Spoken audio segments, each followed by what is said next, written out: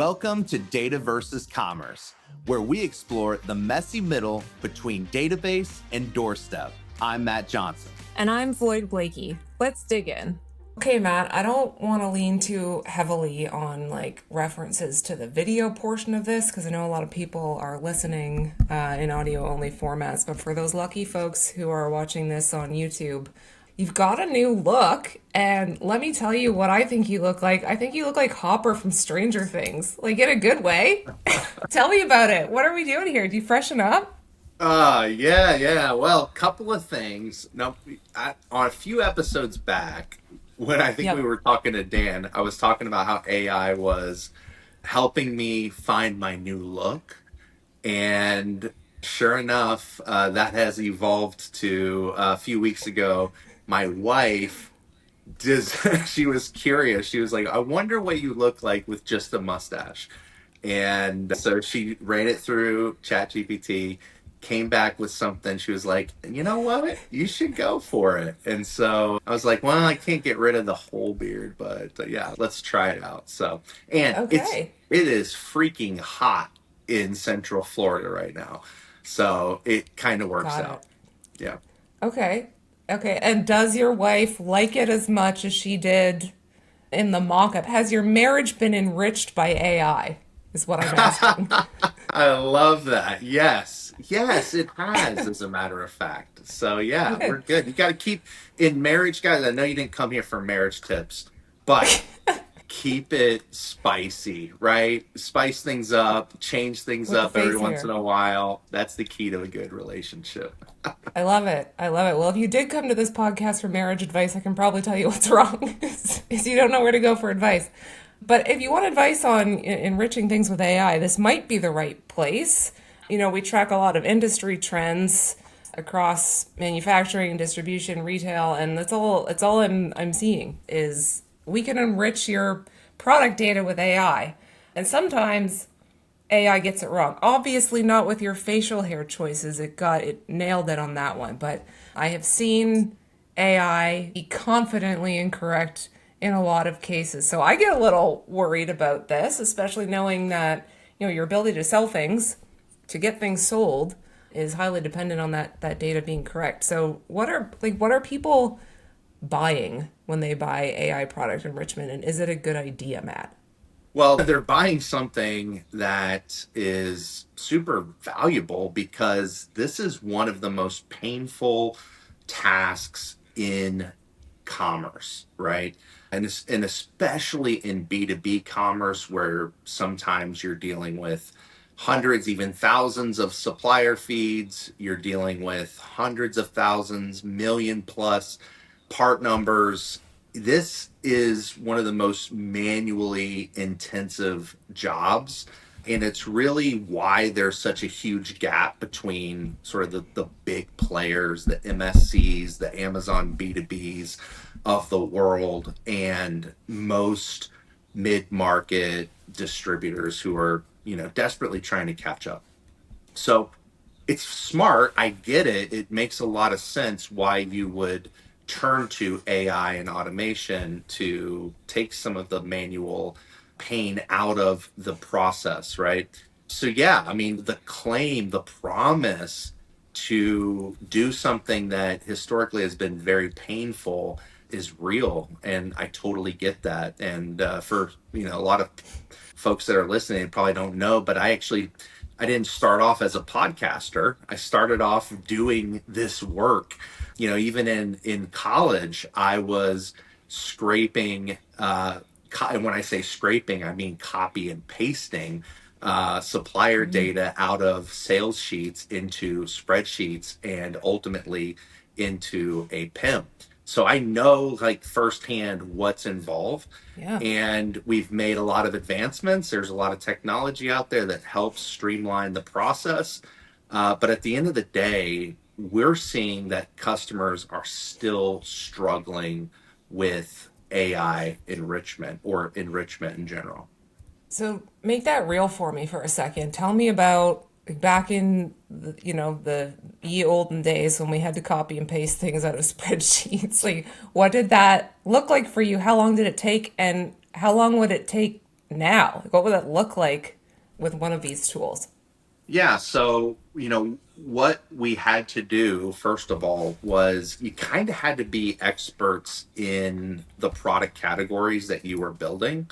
You had to understand the different suppliers that you were collecting that raw data from to be able to essentially normalize it into a structure that could then be published either on the ecom channel or back when I started in your print catalog.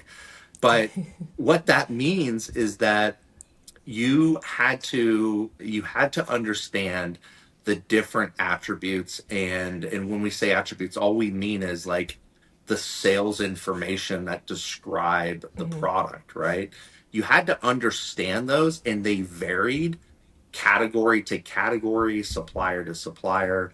And so, first of all, if you didn't understand the products, this was really hard to do. Like you couldn't Yeah. just bring somebody in and say, this is the process, get at it, right? Like they had to do a lot of research and homework in order to, confidently map supplier data to the format that your customers needed in order to make purchasing decisions. So now, do you have to like still know anything? Can you get an AI tool and not know anything and it'll help you do the thing? Or do you still need some sort of like human information floating around in your brain to make this work? Well, and that really gets at the heart of, what I would say if I was speaking to a distributor or even a retailer about this very topic. The misconception I think that we have, or in every area where AI is gaining traction, and this is certainly one of those areas. I see new AI enrichment tools pop up all the time. One of the things that a customer recently told me on a phone call was enrichment is now table stakes, right? Enrichment is a commodity. He said PEMs do it, offshore teams do it, AI enrichment tools do it, even the birds and bees do it. And made me laugh, but it made me also think, man, you're right. Everybody is claiming to do AI enrichment, but there's always a shadow side to the AI hype.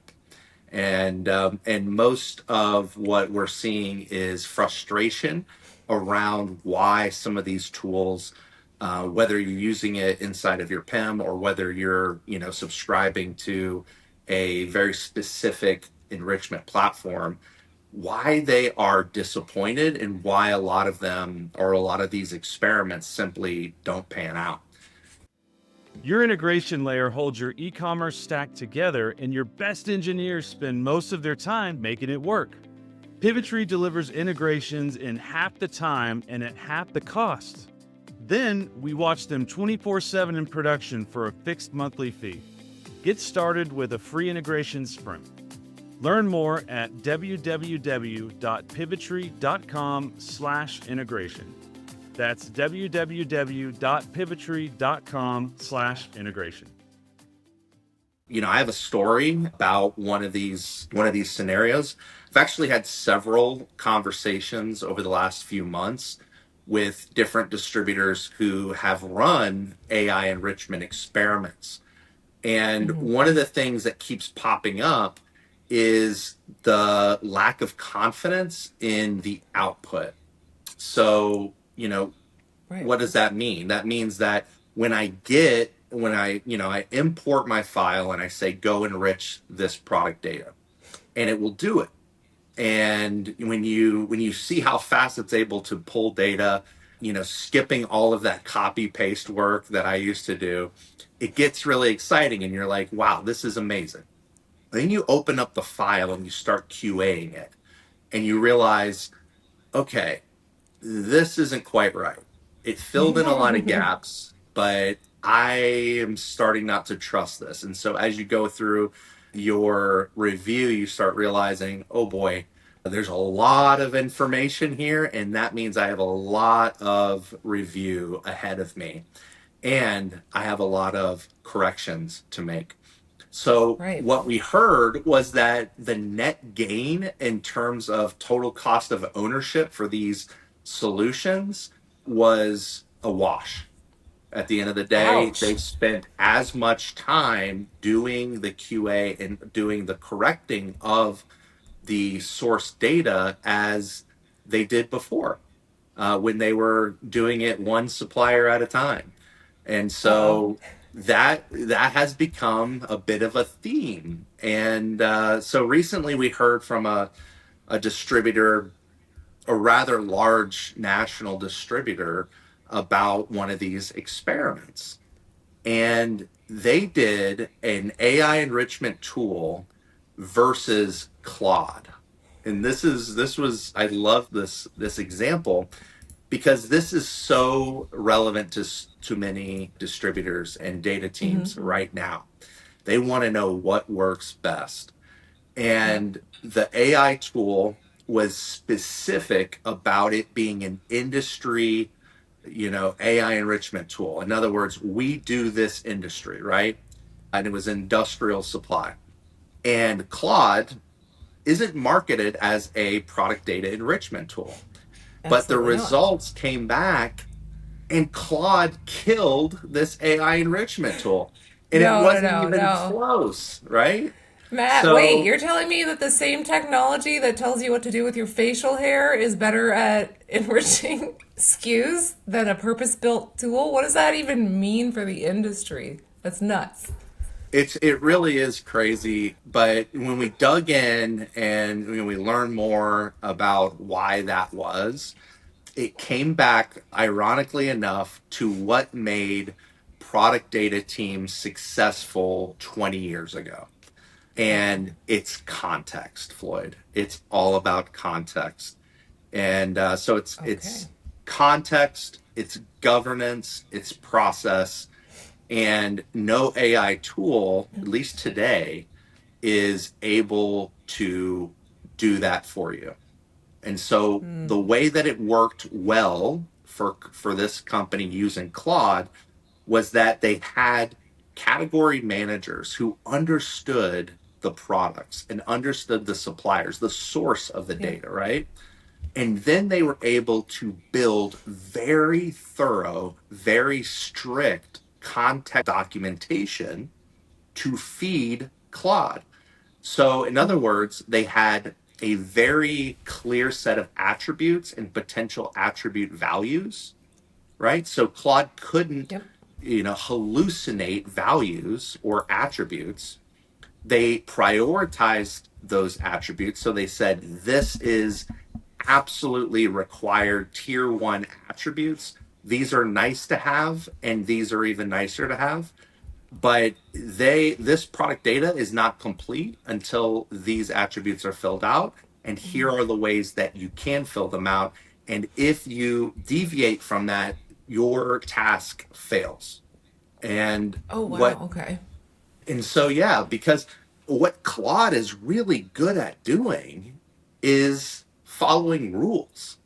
And this is probably one of the insights that, people that are listening or people in the industry can take from this is that governance, the very thing that made catalog data work, years and years ago, is the very thing that's going to make these AI tools work. So, what does that mean? It means I don't create attributes that aren't approved. I don't fill attributes in ways that are not consistent with my style guide or my normalization standards. When you have that kind of structure, and then you've built out a workflow for Claude that complements your real human experts. Now you've got something that can really work. So that was the takeaway, right? Yeah. Context, rules, governance with Claude seem to work better than AI tools who claim to know the industry, who claim to know process and attribute fill. I think that really illustrates like two different ways that people think about AI, and one of them I think is wrong, which is that is AI like a tool that you have to use like any other tool, or is it a magic wand? And honestly, I have this argument the most with my 7-year-old because she'll ask me something like, when does the ice cream store open? I'll say, I know that it opens at 4. Like, it opens at 4 o'clock. We can't go till 4. And she'll say, no, you should ask Gemini. You should ask Gemini. And I think she honestly thinks that A, it knows everything, and B, it can also magically make the ice cream store open at noon. It's just like this mentality around it where people think that it knows things, but it doesn't, AI doesn't know anything. It's not a person, it's not a brain, it is a tool. So it sounds like what you're saying is that you have to put the tool in the right context. You have to use it the right way. You can't just buy something that has like 4 manufacturers slapped on the title and expect it to do the right thing. Maybe Exactly right. I'm just having this ice cream argument way too much, I think, and that's It really sounds pretty great right about now. But yes, does you it. are correct. Claude cannot make the product data automatically clean, consistent, complete, ready for the digital channels. But what it can do is it can fit inside of a very well structured product data process. And if that structure's in place, if the rules are in place, if you know your stuff, Claude can really speed things up. And here's the thing, like, I don't want to throw a bunch of shade on these AI enrichment tools because they require the same thing. They require the same thing. And, even in our work, and, we do this sort of thing all the time as well. And this is one of the differentiating factors between the way that we do product data and the way that, some of the tools or the teams that are doing it themselves are handling it. We always start with that context. Even way before AI tools were a thing for product data enrichment, we always started with the context, right? The SDS work is what we call it, strategic data services that define what that schema is, what those rules are, what's acceptable, so that you can get a file back that you can trust. And then, of course, there should be gates and governance about what gets published, but that's the starting point, is that foundational work. And even really successful distributors, hundreds of millions and billions of sales, struggle with this because this is an area where there's a lot of internal conflict and friction. People can't agree on how to, standardize a product category or a part type. And if you can't even agree on that, then what luck do you have in terms of feeding AI the context that it really needs? So what do you want me to take away from this? Like if I'm in charge, if I've got 400,000 SKUs, they're my babies, I'm worried about them, they keep me up at night. Are you saying don't bother with any of these enrichment tools, put your best and most senior data person alone in a room with Claude and let them hash it out? Or is there something else I need to be thinking about here? Is that going to work for me or what? It might not work. And the reason why that might not work is, first of all, that person will go insane. Yeah, But good point. yeah, they're going to be out of here in 3 months.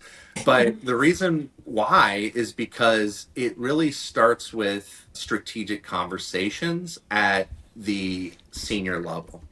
And this is what I see as well, in addition to some of the, like, the tactical things around enrichment that we kind of covered.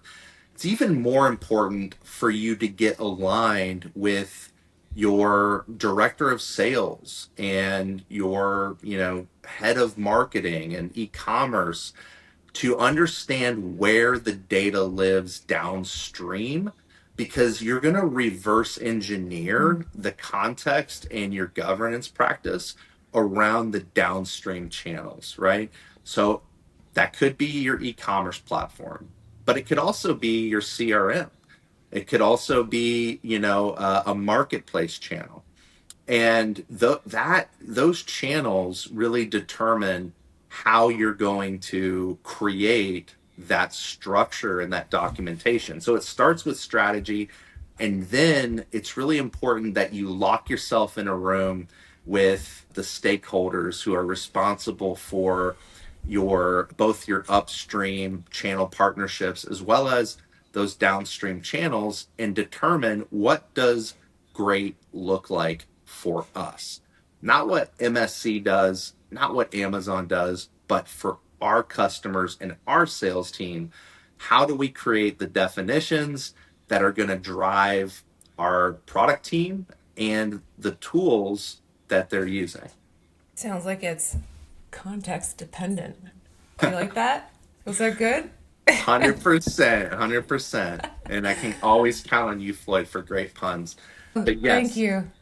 yes, it is. And this is really where, if I'm honest, it all starts with a conversation about strategy. So if a client comes to us, we're not going to just throw out a quote on what it would cost to enrich your product data. We're going to ask questions to understand where you are at with the strategy, your downstream channels, your documentations, that context. That's the hard work that these AI tools can't do. And it's the work that most teams haven't done. And it's what we happen to specialize in. Yeah, bottom line, there's still a ton of work that has to be done before you can pull in a tool that might seem like a magic wand. And that's how you know that you're going to be successful, is putting those guardrails in place up front.